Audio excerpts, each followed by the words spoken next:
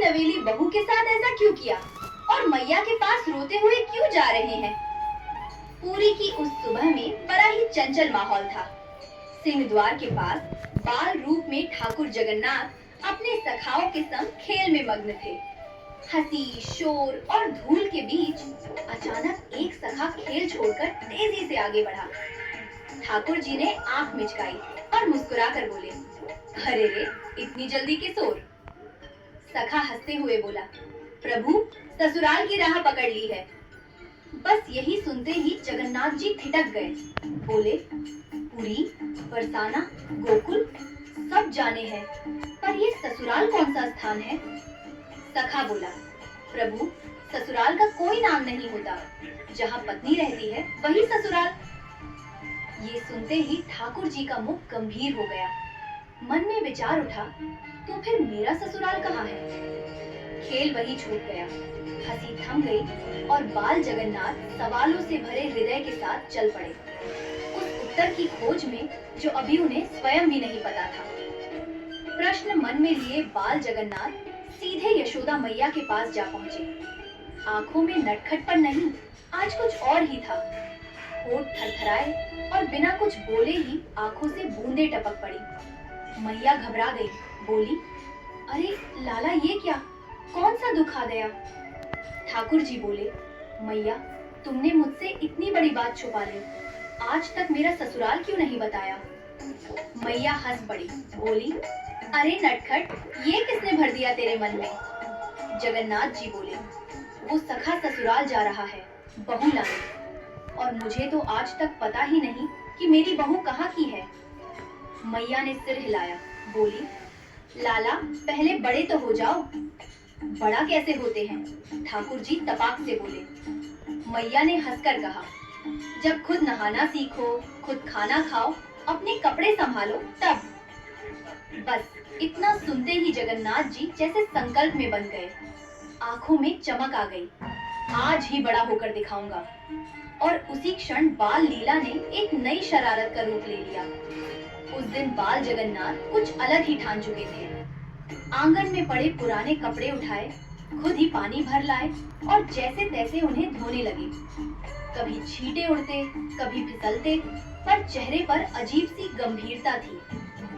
थोड़ी देर बाद खुद ही दूध उठाया, आधा गिरा, आधा पिया और मन में सोचा, देखो, मैं बड़ा हो रहा हूँ। शाम तक आते आते ठाकुर जी ने अपने ही ढंग से श्रृंगार भी कर लिया। जो जहाँ लगा वही लगा दिया। आंखों में होठों का रंग, होठों पर काजल और सिर पर टेढ़ा सा गहना। आईने में देखा तो खुद पर ही इतराने लगे। दौड़कर मैया के पास पहुँचे और बोले, देखो मैया, अब तो मैं सब कर लेता हूँ, अब ब्याह करा दो। मैया मुस्कुरा दी, बोली, अरे लाला, बड़े ऐसे नहीं होते। पर जगन्नाथ जी कहाँ मानने वाले थे।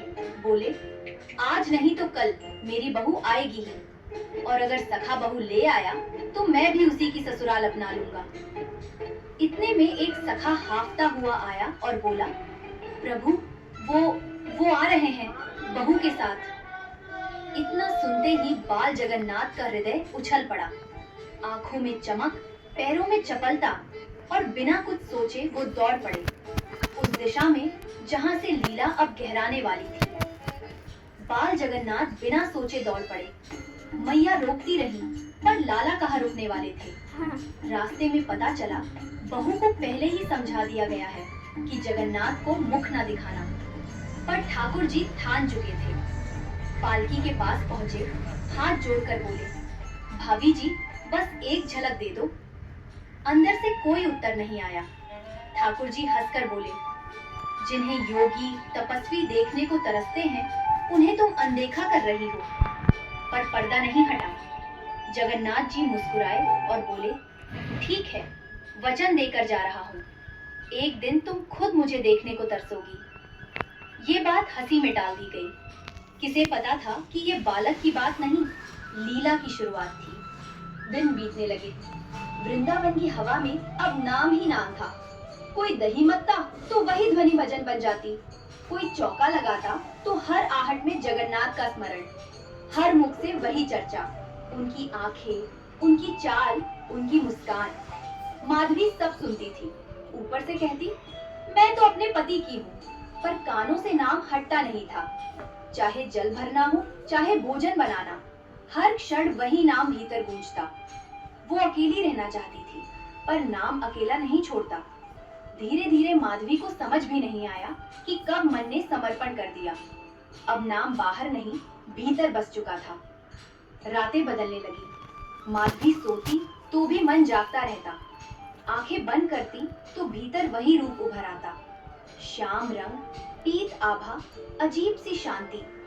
वो घबराकर उठ बैठती, सोचती ये सब क्यों दिख रहा है। दिन में खुद को समझाती, पर रात में मन नहीं मानता। कभी लगता किसी ने हाथ थाम लिया है, कभी लगता भोर हो गई है। एक रात तो ऐसा भ्रम हुआ कि देर हो चुकी है। घबराकर उठी, मटका उठाया और अंधेरे में ही यमुना की ओर चल दी। रात और दिन का भेद मिट चुका था। मन अब आदेश नहीं सुनता था। मन अब बस उसी दिशा में चलता था जहां उसे खिंचाव महसूस होता था। यमुना तट सूना था, न कोई गोपी, न कोई आहट। माधवी घबरा गई। लगता है मैं देर से आ गई। मटका उठाने लगी, पर आज उसमें अजीब सा भार था। हाथ कांपने लगे। इधर उधर देखा, किसी सहारे की तलाश की। तभी सामने से कोई आता दिखा। चाल में सौम्यता थी, दृष्टि में अपनापन। वो पास आया और बोला, अकेली क्यों जूझ रही हो, मैं सहारा दे दूं? जैसे ही उस बाल रूप ने हाथ लगाया, मटका हल्का होने लगा। पर उसी पल माधवी ने देखा,